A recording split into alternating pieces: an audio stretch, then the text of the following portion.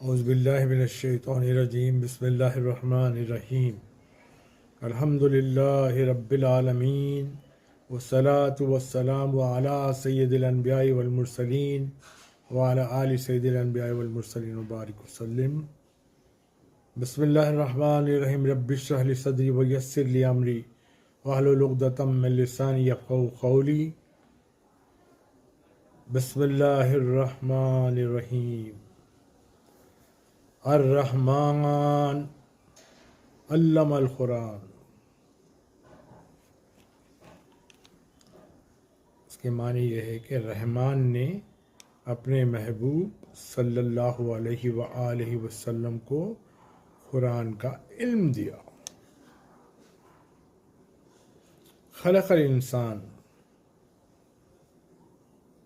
علمہ البیان الشمس والقمر بحسبان والنجم والشجر يسجدان والسماء رفعها ووضع الميزان ألا تطغوا في الميزان وأقيموا الوزن بالقسط ولا تخسروا الميزان والأرض وضعها للأنام فيها فاكهة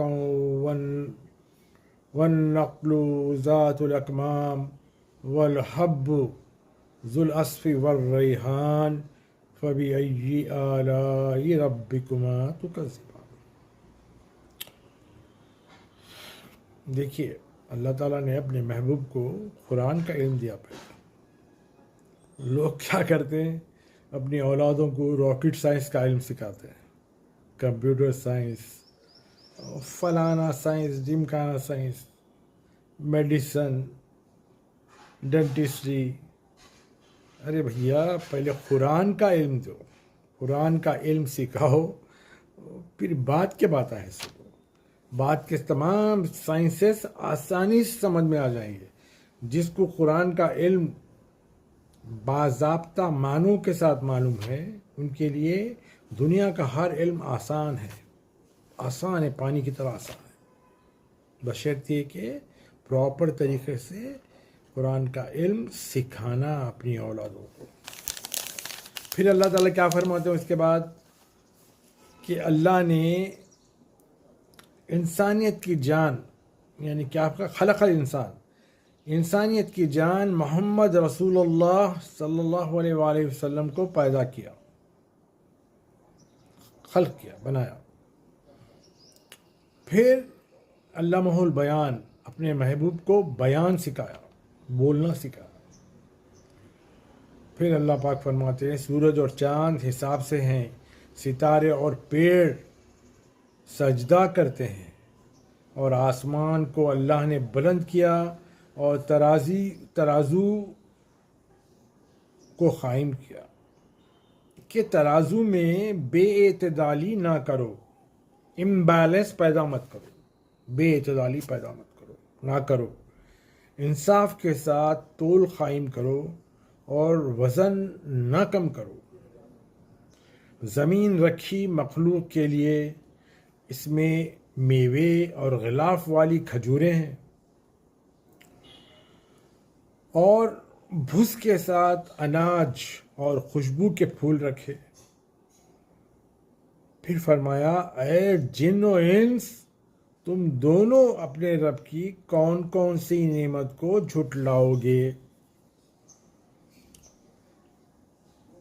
پھر فرمایا خلق الانسان من کالفخار وخلق الجان من مارج من نار فبأي آلاء ربكما تكذبان۔ انسان کو کھنکتی مٹی سے خلق کیا اور جنوں کو آگ سے خلق کیا۔ اے انس و جن، تم دونوں اللہ تعالیٰ کی کون کون سی نعمت کو جھٹلاؤ گے؟ اب دیکھیے، پہلی آیت کے بعد فَبِأَيِّ آلَاءِ رَبِّكُمَا تُكَذِّبَانِ آیا، پھر دوسری آیت کے بعد آیا فَبِأَيِّ آلَاءِ رَبِّكُمَا تُكَذِّبَانِ۔ سورہ رحمان میں 31 ٹائمز ریپیٹ ہوا ہے، تکرار۔ اس کے معنی یہ نہیں ہے کہ ایک ہی معنی ہو، ہر آیت کے ساتھ، ہر ریپیٹیشن کے ساتھ معنی بدل رہے ہیں۔ اسی طرح 113 مرتبہ قرآن کے آغاز میں اور سوروں کے آغاز میں اور 1 مرتبہ بیچ میں بسم اللہ الرحمن الرحیم کی تکرار ہے، یعنی ریپیٹ ہونے کے یہ میننگ تو نہیں ہے کہ ایک ہی میننگ لیے جاؤ۔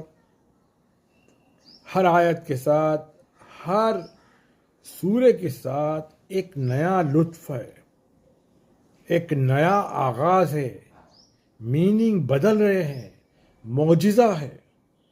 معجزہ ہے اس لیے کہ قرآن کے اعجاز سے اگر قلب بصیر نزدیک رہے، یعنی دیکھنے والا دل نزدیک رہے، تو یقیناً اس کے لیے کامیابی و کامرانی ہے۔ قرآن سمجھ آیا یا آتا ہے، بولنا بہت آسان ہے۔ ایک آیت کی تفسیر معلوم ہونے کا انجام کیا ہے پتہ ہے آپ کو؟ جابر ابن عبداللہ انصاری رسول اللہ صلی اللہ علیہ وآلہ وسلم کے صحابی تھے۔ تو وہ ایک دن آ رہے تھے تو مولا علی علیہ السلام ان کو دیکھ کے کہے کہ عالم آ رہا ہے۔ تو ان کے ساتھ، مولا کے ساتھ راوی جو بیٹھے ہوئے تھے، انہوں نے دونوں ہاتھ کو جوڑ کے کہا باب مدینہ علم، اور ان کو عالم کہہ رہے ہیں؟ تو مولا نے کہا ہاں، جابر کو ایک آیت کی تفسیر معلوم ہے، اور وہ آیت یہ ہے کہ ان الذین فرض علیک القرآن لا رعادک الی معاد خر ربی عالم من جاء بالہدی ومن ہوا فی ضلال مبین۔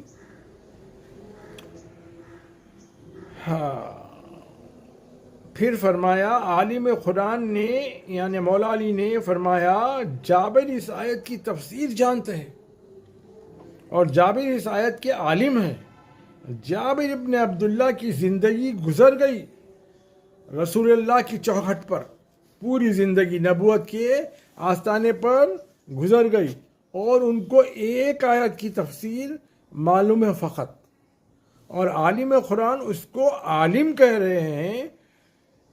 یہ تو عالم قرآن ہی کا کمال ہے جو قرآن کا اتنا لحاظ کرے، جس کو ایک آیت کی تفسیر معلوم ہے اس کو عالم کہے۔ امیر المومنین کی نگاہ میں وہ جاہل نہیں جس کو ایک آیت معلوم ہے، وہ عالم ہے۔ قرآن حرف آخر ہے۔ کون سوچے، کون گفتگو کرے، وہی کرے جس کو ایک گہرا ربط باطن قرآن سے ہے۔ ظاہر ہے قرآن سے ربط باطن اس وقت تک نہ ہو جب تک کہ کوئی روح قرآن تک نہ پہنچے۔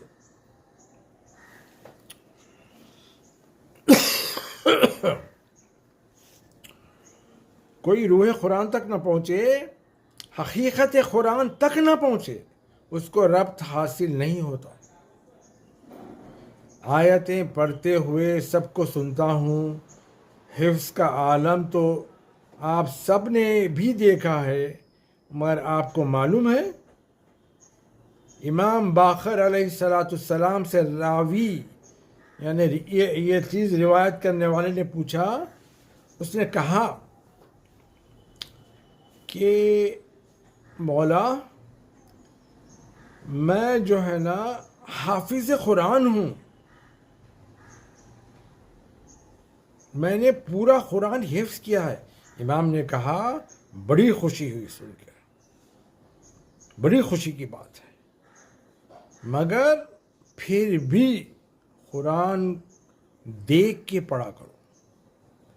اس نے پھر انسسٹ کیا اس بات کو کہ مولا میں حافظ ہوں، میں پورا قرآن حفظ کیا ہوں، تو آپ نے فرمایا قرآن دیکھ کے پڑھا کرو، کیوں اپنی آنکھوں کو دیکھنے کے ثواب سے محروم کرتے ہو؟ حواس خمسہ ہے ہمارے اندر جو ظاہری ہے، اس میں کی ایک حص کو کیوں بصارت کے ثواب سے محروم کرتے ہو؟ علم کے حصول کے بظاہر یعنی ذریعہ جو ہے سمجھ میں آئے،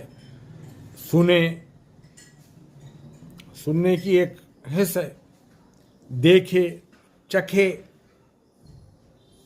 سنگے، محسوس کرے، یہ حواس ظاہری ہے۔ اسی طرح حواس باطنی بھی ہے۔ یہ حواس ظاہری اور باطنی دونوں ملا کر ان کی راہیں تلاش کرتے ہیں، یہ دونوں مل کے کرتے ہیں علم کی راہیں تلاش۔ اگر کسی کی ایک حص ہی بیکار ہو جائے تو اس کی مجبوری کے عالم میں وہ خود تو یہ کہتا ہے کہ میں پڑھ رہا ہوں، تو اس کی بصارت کو محروم کر رہا ہے، وہ بصارت کو محروم کر رہا ہے، بغیر دیکھ کے پڑھ کے محروم کر رہا ہے اس سعادت سے جو اس کو ان لفظوں کے دیکھنے سے حاصل ہو سکتی ہے جن کا دیکھنا بھی ثواب ہے۔ عزیزان محترم، پھر امام باقر علیہ السلام نے فرمایا، قرآن پڑھو، اگر رات کو 10 آیتیں پڑھو تو تمہارا نام غافلین میں نہیں لکھا جائے گا، غفلت والوں میں تمہارا نام نہیں لکھے گا۔ خالی 10 آیتیں پڑھ کے سو جاؤ، غافلین میں نہیں لکھا جائے گا۔ اگر 50 آیتیں پڑھ کے سو جاؤ تو وہ خاشعین میں لکھا جائے گا، یعنی خشوع و خضوع کرنے والوں میں لکھا جائے گا۔ اگر 100 آیتیں پڑھے تو رجوع، اللہ سے رجوع کرنے والوں میں لکھا جائے گا۔ اگر 200 آیتیں پڑھے گا تو کامیاب و کامران ہونے والوں میں اس کا نام لکھا جائے گا۔ اگر 500 آیتیں پڑھی تو مجتہدین میں اس کا نام لکھا جائے گا۔ بتاؤ مجھے، یہ ساری باتوں کا تو علم صرف عالم قرآن ہو، اسی گھرانے کو، کہ کون سی آیت، کتنے آیت پڑھے تو کس میں نام لکھا جائے گا۔ آپ کو کوئی بتا سکتا ہے یہ گھرانے کے علاوہ کیا کسی نے بتایا ہے آج تک؟ امام فرماتے ہیں کہ قرآن کی زندگی ہمیشہ پیش نظر رہے، قرآن کو ہمیشہ زندہ جانو۔ ارشاد فرمایا، یاد ہے تم کو قرآن کیا ہے؟ حی لا یموت، یعنی قرآن حیات ہے، اس کو موت نہیں ہے۔ قرآن زندہ ہے، اس کو موت نہیں ہے۔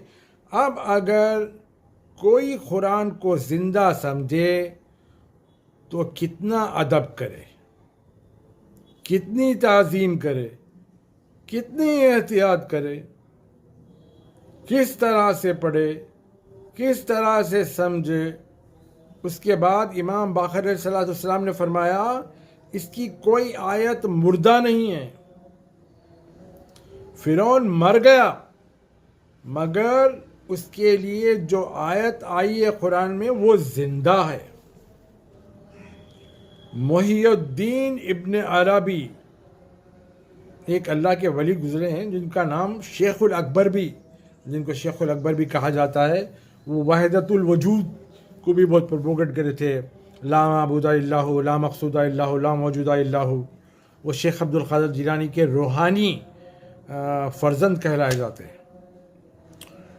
تو انہوں نے اپنی ایک تفسیر جس کا نام تھا شیخ اکبر کو شروع کیا، تو پہلے ہی صفحے پہ یہ جملہ لکھا، خالہ امام جعفر صادق علیہ السلام ان اللہ تبارک و فلا تجلی، ان اللہ تبارک و تعالی تجلی لی عبادہ فی القرآن، اللہ تبارک و تعالیٰ نے اپنے بندوں کے لیے قرآن میں تجلی کی. تو فقط ایک کوہ طور جو موسیٰ علیہ السلام پہ تجلی آئی تھی، فقط ایک کوہ طور تجلی گاہ نہیں ہے بھائی. اگر کوئی عربی بولنے والا ہے تو ہر آیت تجلی ہے. اگر کوئی طالب تجلی ہے تو ہر آیت کوہ طور کی منزل ہے. امام جعفر صادق علیہ السلام نے فرمایا قرآن ایک معاہدہ ہے، ایک ایگریمنٹ ہے اللہ اور اس کے بندے کے بیچ میں. ظاہر ہے اللہ نے اپنے وعدے کو پورا کیا، دین کو کمپلیٹ کیا، نعمت کا اتمام کیا، خاتمہ تشریح پر اس آسمانی وحی کو بھیجا گیا. اس کے بعد تم کسی کے محتاج نہیں رہے. عہد الہی نے اپنا وعدہ پورا کیا، اپنا عہد پورا کیا. اب بندے کا کام ہے کہ وہ اپنا عہد پورا کرے. اس کے بعد یہ منزل ہے. امام باقر صلی اللہ علیہ وسلم نے فرمایا قرآن ایک تجلی گاہ ہے، یہاں تجلیاں ہے، یہاں جلوہ ہے، جہاں ہر وقت ایک نئی راہ معرفت ہے، جہاں ہر وقت مگر اس زندہ بنا کے لیے، یعنی زندہ بنا کے لیے، اس قلب بصیر کے لیے جو دیکھنے والا دل ہے.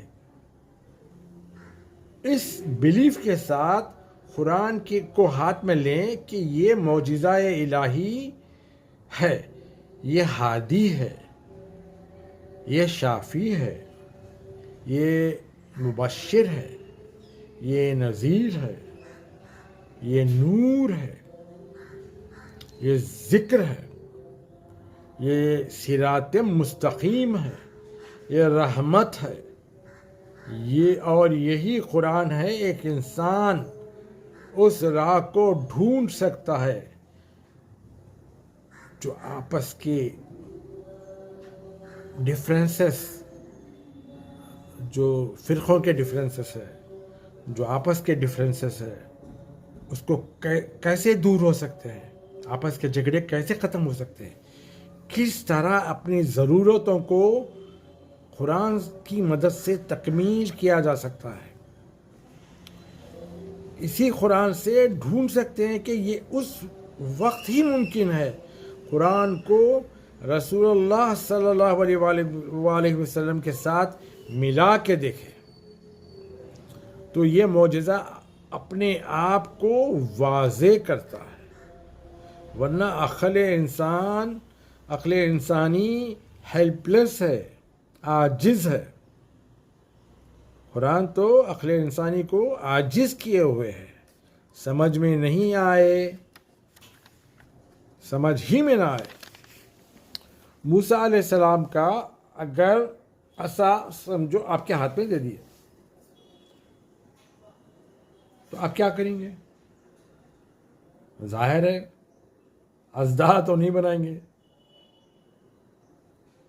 بس صرف دیکھتے ہی رہیں گے.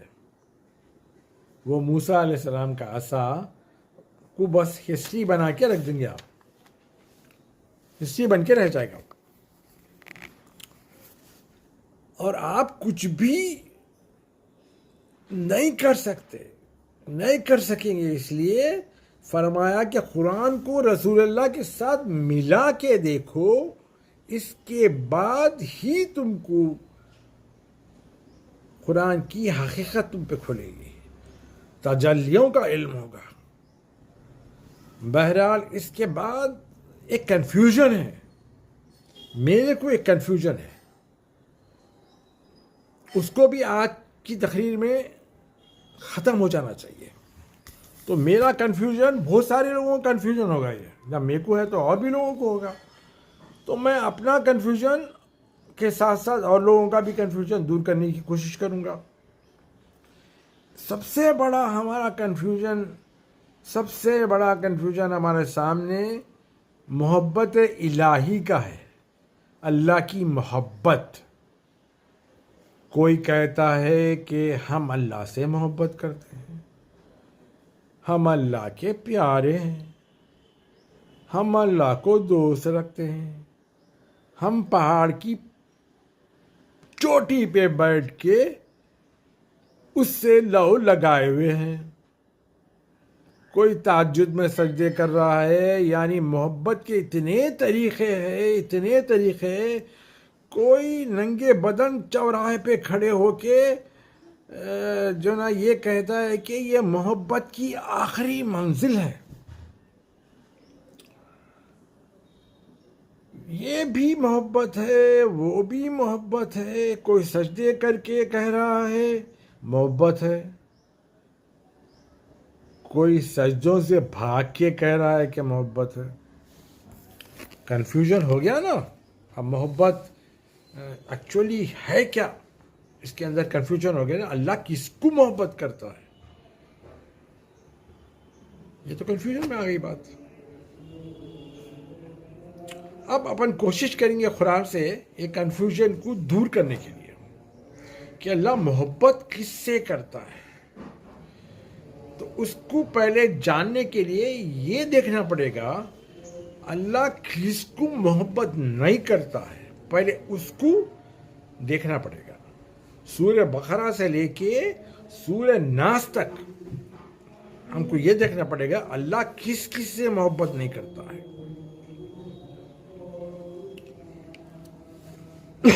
کس کس کی نفی کی ہے اللہ تعالیٰ نے. ارشاد ربانی ہوا واللہ لا یحب کل کافر اثیم. سورہ بقرہ. اللہ محبت نہیں کرتا ناشکرے کو, گنہگار کو. ان اللہ لا یحب کل مختال فخور. سورہ لقمان. اللہ ہر اکڑ کے چلنے والے کو اور فخر کرنے والے کو دوست نہیں رکھتا. ان اللہ لا یحب کل خوان کفور. سورہ حج. اللہ دوست نہیں رکھتا ہر خیانت کرنے والے کافر کو. ان اللہ لا یحب المعتدین. اللہ حد سے گزر جانے والوں کو دوست نہیں رکھتا. ان اللہ لا یحب المسرفین. اللہ اسراف کرنے والوں کو دوست نہیں رکھتا. ان اللہ لا یحب الظالمین. ظلم کرنے والوں کو اللہ دوست نہیں رکھتا. ان اللہ لا یحب المفسدین. اللہ فساد کرنے والوں کو دوست نہیں رکھتا. آپ نے دیکھا یہ ایلیمینیشن ہے قرآن میں. ایلیمینیٹ کرتے آ رہا ہے قرآن. ان کو دوست نہیں رکھتا, ان کو دوست نہیں رکھتا, ان کو دوست نہیں رکھتا. ڈفرینٹ کیٹیگریز کو ہٹاتے جا رہا ہے. یہ نہیں, یہ نہیں, یہ نہیں. پھر ہٹا کے کیا کہتا ہے کہ اللہ کس کو محبت کرتا ہے. ان اللہ یحب الذین یقاتلون فی سبیلہ صفا کانہم بنیان مرصوص. اللہ ان کو دوست رکھتا ہے جو اس کی راہ میں سب باندھ کے لڑے, جیسے ایک دیوار کھڑی ہوئی ہو جس کی بنیاد یعنی فاؤنڈیشن میں سیسا پگھلا کے ڈال دیا گیا ہو. سمجھے آپ. اللہ ان کو محبت کرتا ہے. اب پتا چلا آپ کو کہ اس کی راہ میں لڑے وہ جو خائن نہ ہو.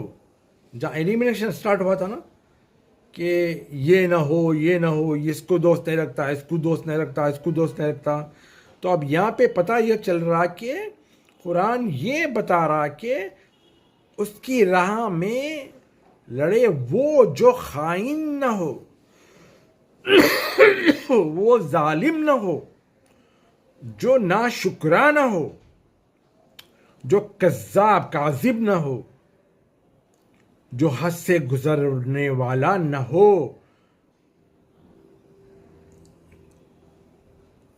تو پھر اللہ قبول کرے لڑنے کو۔ آپ نے دیکھا کنفیوژن جو تھا اب کمپلیشن ہو گیا۔ آئی نا بات سمجھ میں آپ کو؟ اللہ کس کو نہیں محبت کرتا، اللہ کس سے محبت کرتا، کلیئر ہوا نا آپ کو؟ اب دیکھیے، اگر چھوٹی سی ڈسکشن اگر ایسا ہوتا کہ اللہ نماز پڑھنے والے کو دوست رکھتا، اللہ زکوٰۃ دینے والے کو دوست رکھتا، اللہ حج کرنے والے کو دوست رکھتا، اللہ روزہ رکھنے والے کو دوست رکھتا، تو ایک چھوٹی سی بات قابل تذکرہ تھی، جہاں نماز بھی آئے، روزہ بھی آئے، زکوٰۃ بھی آئے، حج بھی آئے، جہاد کی منزل وہ ہے، جہاد کا لیول وہ ہے جہاں یہ بیسک لیول ہے، بیسک منازل ہے، نماز، روزہ، زکوٰۃ، حج، یہ بیسک لیول سے۔ اگر جو یہ نہ کرے تو وہ کیا جہاد کرے گا بھیا؟ یہ کرے گا تو ہی جہاد کی منزل کو پہنچے گا۔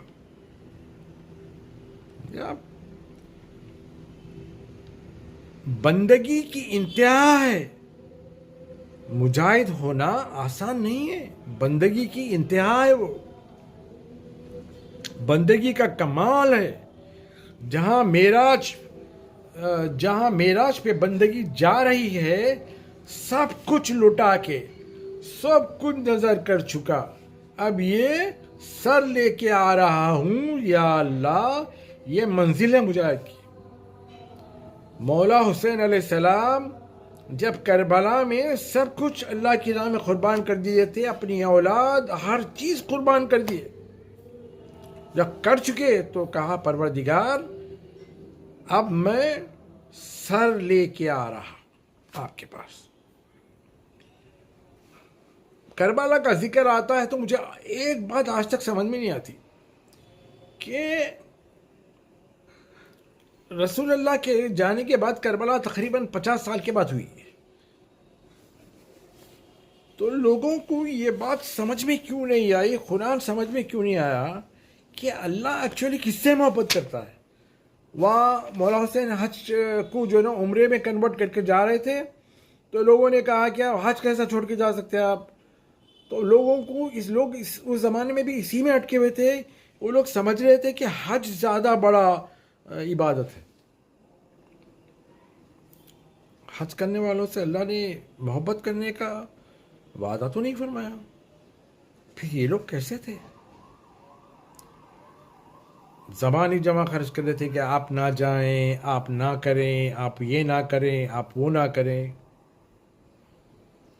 ایٹ لیسٹ آپ اپنی فیملیز کو لے کے نہ جائیں۔ تو امام نے کہا کہ یہ لوگ مجھے اکیلا چھوڑنے کے لیے تیار ہی نہیں ہے۔ امام کو پتا تھا کہ میرے بعد کون مقابلہ کرے گا شیطانوں کا، لعینوں کا۔ امام دیکھ رہے تھے، لوگ منع کرتے رہے، امام کو تو جانا تھا۔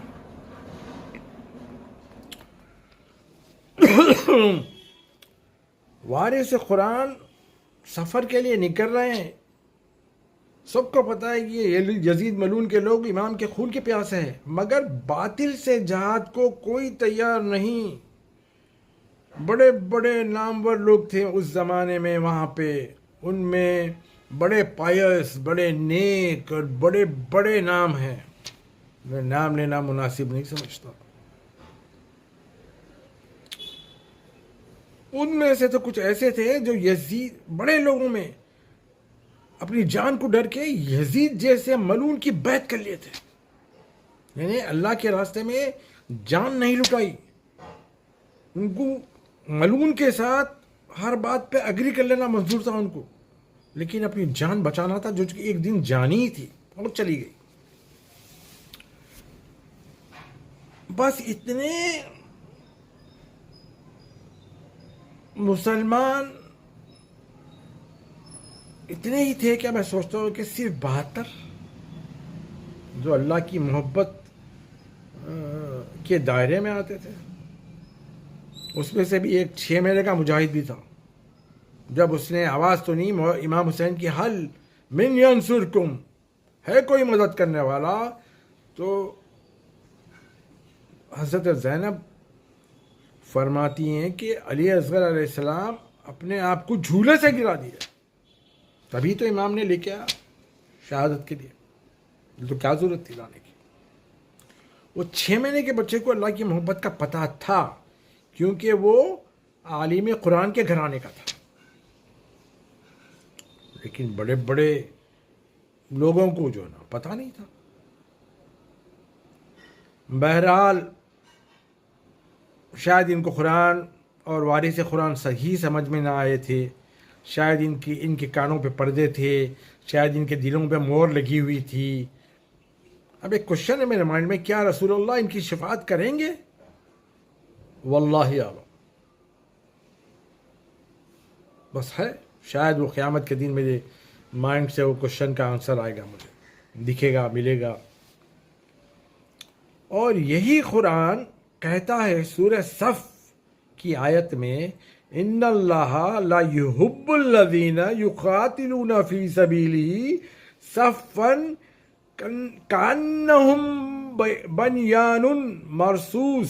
یعنی جس کو وہ دوست رکھتا ہوگا، اللہ دوست ان کو رکھتا ہے جو اس کی راہ میں لڑے. جس کو وہ دوست رکھتا ہوگا اس کی کوئی تو قابلیت ہوگی، اس کی کوئی تو صلاحیت ہوگی، جبھی تو دوست رکھتا ہے نا. اللہ دوست رکھتا ہے ان کو جو اس کی راہ میں لڑتے ہیں. نہیں، یہ ایک اور آیت بھی ہے، ایک اور منزل بھی ہے.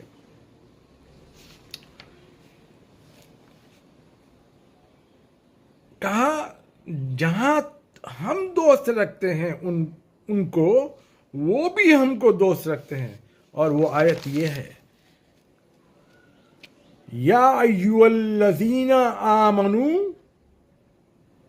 من یرتد منکم عن دینہ فسوف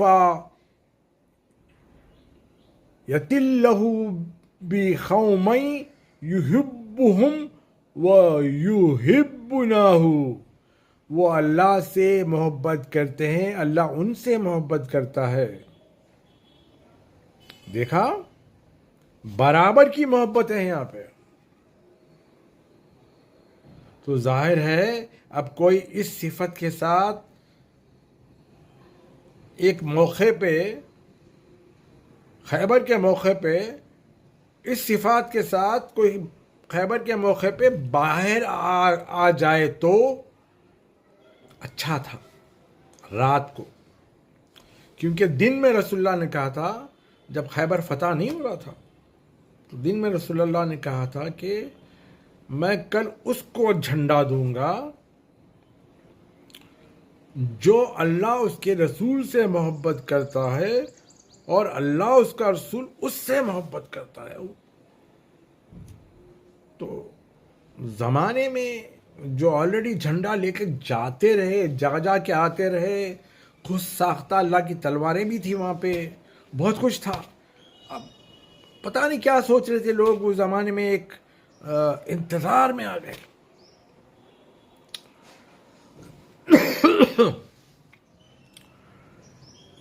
اب یہ سوچ رہے تھے کہ کون آئے گا. رات کو رسول اللہ نہیں بولے، صرف اتنا کہا، بس اس کو جھنڈا دیا جائے گا. پھر کیا ہوا؟ جب وہ آیا تو جو انتظار کر رہے تھے وہ لوگوں نے کہا کہ یا رسول اللہ، یہ جتنی تعریف آپ نے کی تھی کل، وہ سب صفات اس میں موجود ہے کہ کرار ہے، غیر فرار ہے، اللہ اور اس کے رسول سے محبت بھی کرتا ہے، اللہ اس کا رسول اس سے محبت بھی کرتے ہیں، یہ واپس نہیں آئے گا جب تک فتح نہیں ہوگی۔ یہ لشکر میں سے لوگ کہنے لگے جو رسول اللہ کے ساتھ تھے۔ اس سے ایک سملر آیت میں آپ کے سامنے پڑھتا ہوں، هُوَ الَّذِينَ آمَنُوا أَشَدُّ حُبًّا لِلَّهِ، وہ لوگ جو اللہ پہ ایمان لاتے ہیں وہ اللہ کی محبت میں شدید ہے۔ دیکھیں یہ آیت ہر کس و ناقص کے لیے نہیں ہے، یہ صرف آیت ہے اہل بیت کے ہی لیے، وہی گھرانے کے لیے۔ کون ہے وہ صاحبان ایمان؟ ایک کو تو آپ نے خیبر میں دیکھ لیا، آپ اگر نہیں سمجھے تو میں نام بتا دیتا ہوں۔ خیبر میں کس کو دیکھا؟ کس کے ہاتھ میں رسول اللہ نے جھنڈا دیا؟ ان کا نام تھا حضرت علی ابن ابی طالب کرم اللہ وجہ الکریم، فاتح خیبر۔ اور دوسروں کو آپ نے اسی آیت کا مصداق آپ نے پایا کربلا میں، اور کربلا کے بعد بھی اللہ کی شدید محبت ان کو جہاد کرنے سے، شدید قربانیاں کرنے سے نہیں روکتی۔ اللہ کی راہ میں یہ جہاد کرتے ہیں، قربانیاں دیتے ہیں۔ بہرحال جاتے جاتے ایک امپورٹنٹ بات بول دیتا ہوں چلتے چلتے عربک کے بارے میں۔ آپ کو پتہ ہے یہ عربک اور یہودیوں کا معاملہ کیا ہے؟ جب قرآن نازل ہوا تو قرآن میں اس وقت گرامر نہیں تھی، ایک لینگویج پراپر جیسا ہوتی نا ویسی نہیں تھی قرآن عربک۔ تو یہودیوں نے کیا کیا، ملینز آف ڈالرز لگا کے اس کو ایک پراپر لینگویج کا شیپ دیا، ایک لغات بنائی۔ کیوں بنائی؟ اس لیے بنائی تاکہ یہ لوگ قرآن کا جواب دے سکے۔ لیکن اتنے 100 سال گزر گئے، ابھی تک ریسرچ آن ہے۔ تو میں یہ خواہش کرتا ہوں کہ ہمارے عرب کے بادشاہوں سے یا حکمرانوں سے کہ اسرائیل کو جو ہے نا ایک بات کہہ دینا کہ بھائی اتنی بم مارتا ہے، اتنے یہ چیزیں کرتا ہے، اس سے اچھا ہے کہ ایک پیپر پہ ہماری چھوٹی چھوٹی آیتوں کا جواب دے دو، قصہ ختم ہو جائے گا۔ لیکن نہیں، ان کو انسانوں کو قتل کر دینا ان کے لیے آسان ہے، لیکن انا اعطیناک الکوثر فصلی لربک وانحر ان شانیاک هو الابتر کا جواب دینا، قل هو اللہ احد کا جواب دینا، سورہ فاتحہ کا جواب دینا امپاسبل ہے۔ انسان کو مار دینا آسان ہے ان کے لیے۔ بہرحال آج بھی وہ لوگ لگے ہوئے ہیں۔ تو ایک ہمارے مسلمانوں میں ایک مفتی ہے پاکستان کا، اس نے بیٹھے بیٹھے جو نا فیم ہونے کے لیے یا پتہ نہیں اللہ تعالیٰ اس کو ذلیل کرنا چاہ رہا تھا، ایک ایسی بات کر دیا کہ قرآن میں گرامیٹیکل مسٹیکس ہے۔ تو لوگ جو نا اس کو ڈھونڈنا شروع کر دیا، بھاگا ہوا ہے پاکستان سے۔ یعنی اللہ تعالیٰ استغفر اللہ تعالیٰ کے کلام میں یہ مسٹیک نکالنے بیٹھے گا مسلمان۔ اب رسول اللہ کے بارے میں تو بہت باتیں کرتے ہیں، ان کے پیرنٹس کے بارے میں، ان کے چچا کے بارے میں، اب حد یہ ہو گئی کہ اب اللہ تعالیٰ کے بارے میں شروع ہو گیا۔ جبکہ قرآن آیا تو گرامر ہی نہیں تھی، عربک لینگویج کچھ گرامر نہیں تھی۔ قرآن سے تو گرامر نکالے ہوا، قرآن سے تو گرامر لے کے اس کے اندر انجیکٹ کرے۔ اور مزے کی بات کیا ہے کہ جب قرآن آیا تھا تو صرف و نحو بھی نہ تھا، اس میں زیر زبر پیش تجدید جزم ایسا کچھ بھی نہیں تھا۔ تو لوگوں کو پڑھنے مسجد نبوی میں ایک دن مولا متقیان مولا علی علیہ السلام نے ایسا نظر ڈالی تو دیکھا کہ لوگوں کو مشکل ہو رہی ہے قرآن کی تلاوت کرنے میں۔ پھر مولا نے صرف و نحو، یہ زیر زبر پیش، یہ سب ان کو اعراب لگا کے دیے۔ یہ مولا علیہ السلام کی جوتیوں کا صدقہ ہے کہ میں قرآن پڑھ سک رہا ہوں. امت کے عجم کے لوگ بلکہ عرب کے لوگوں کو بھی آسانی ہو گئی قرآن پڑھنے میں، ان کی جوتیوں کا صدقہ تو فعل ہے. وما علینا الا البلاغ المبین.